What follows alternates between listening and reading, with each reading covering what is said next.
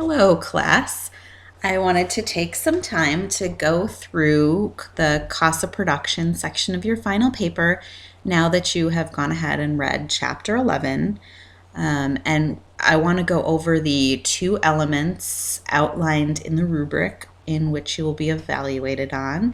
And the first is profitability, and the second is output decisions. So it's good because I want to clarify a lot of questions I get frequently, and I want you all to do very well on the paper. So I wanted to help you get started on this section now that we've covered the material that you need to successfully complete this section.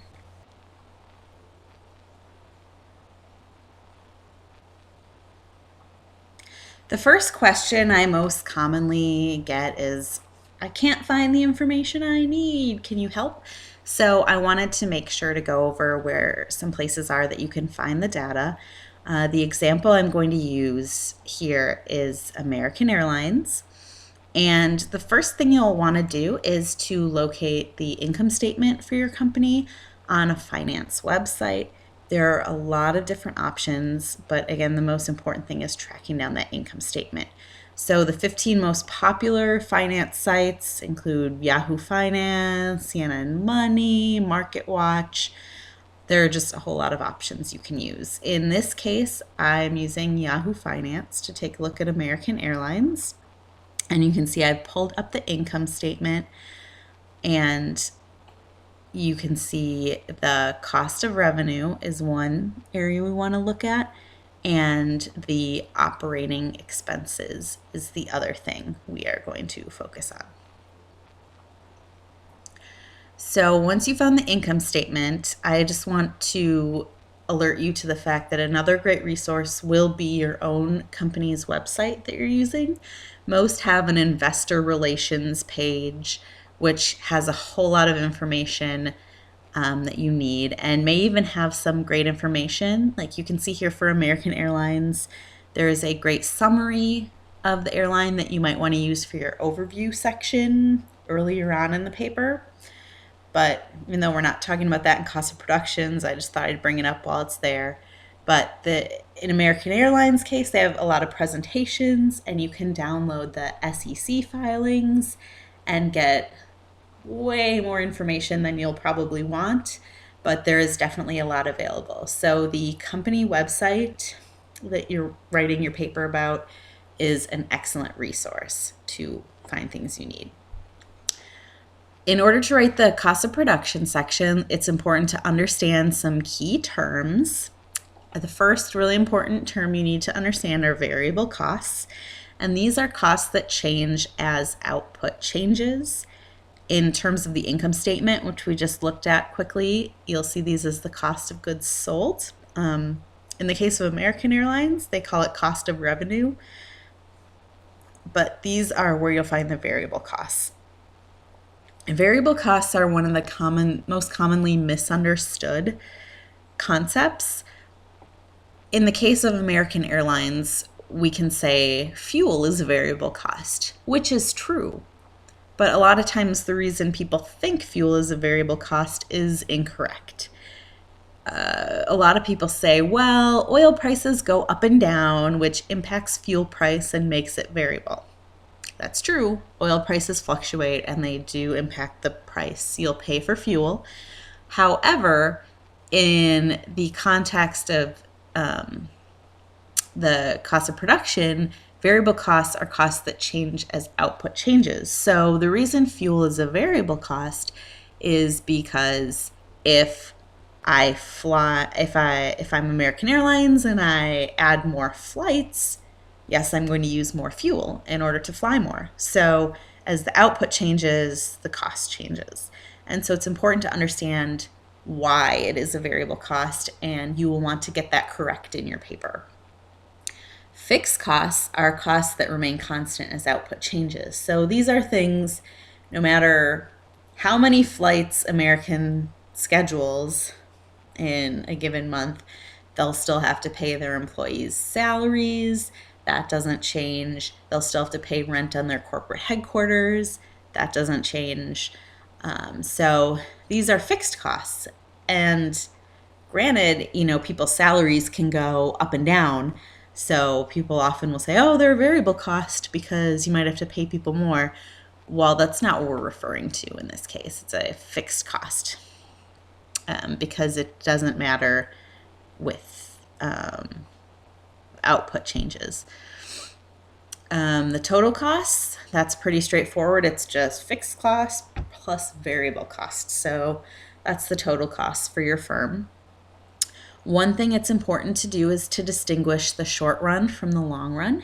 The short run, we're just referring to a period of time which at least one of the firm's inputs is fixed. The short run, we're not saying a short run's a month, the long run's a year.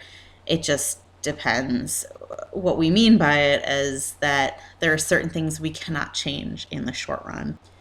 In the long run, we're talking about a time frame where we can vary the inputs, maybe get a new technology, or increase or decrease the production facilities, like the plant size. And then the last thing to cover is the income statement, which we just took a look at. It just shows the firm's revenues, costs, and profit over a period of time. As I mentioned before, there are two elements that pertain to the cost of production section of the final paper.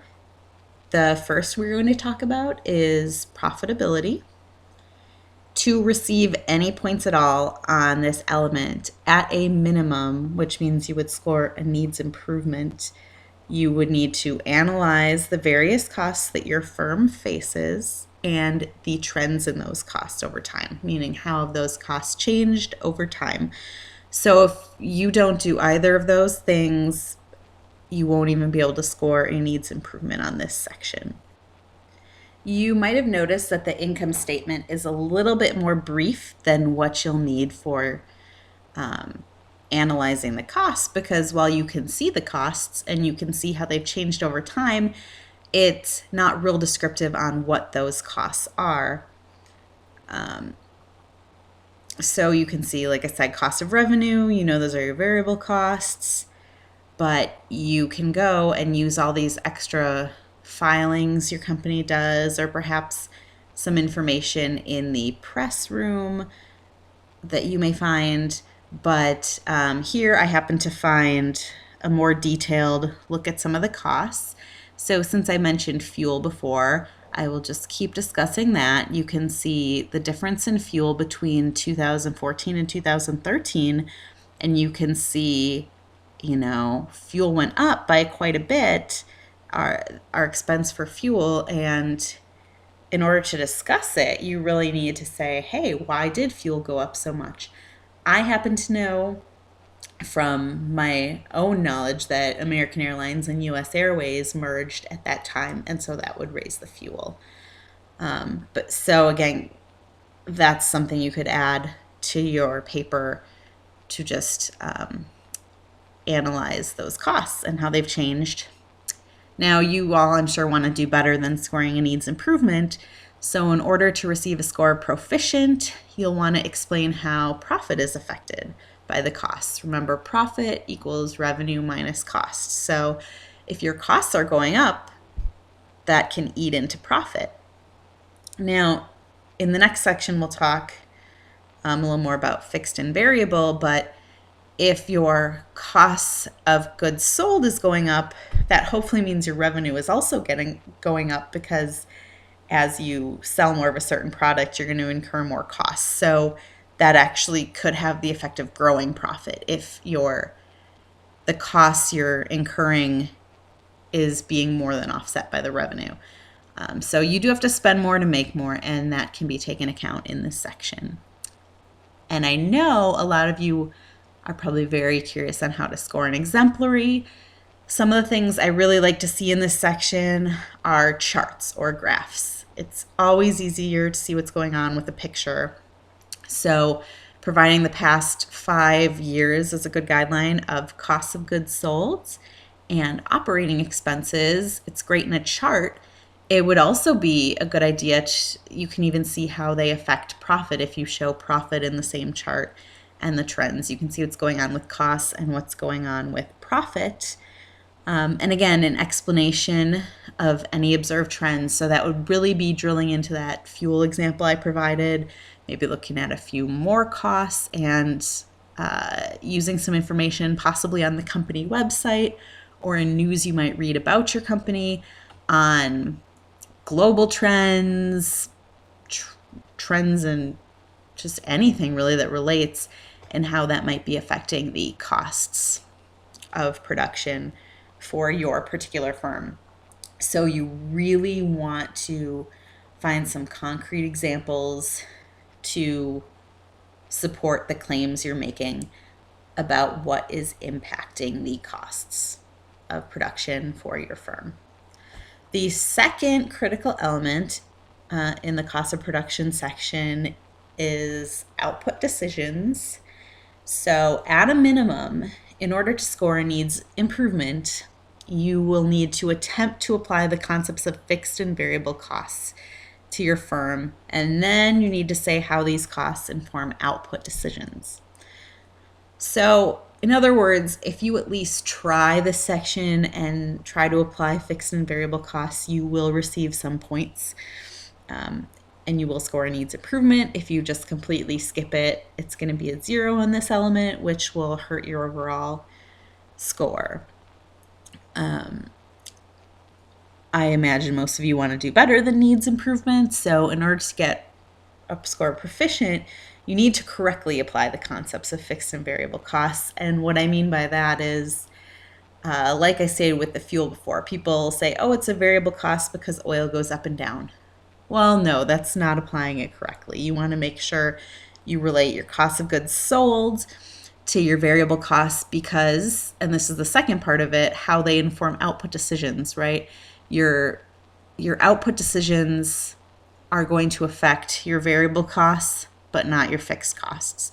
So that's the important connection to draw there. And again, your fixed costs are the operating expenses, so make sure you get the two costs right and have some good examples which are fixed and variable. And then to receive an exemplary, which you all are very capable of doing, you want to provide some insight on how your firms can manage these costs. So in the example of fuel, well, how can we manage that and make output decisions? Maybe, I can cut back some flights that aren't making enough money to justify the fuel for it. So let's say I have 5 flights from Boston to Phoenix today and they're not profitable. Okay, I probably can't remove that city altogether. I can't stop flying to Phoenix or Boston, but I could cut down to maybe 3 or 4 flights a day, and that's how I could manage those costs for American Airlines. So I hope this gave you a lot of great information that you can use in writing your paper, and good luck.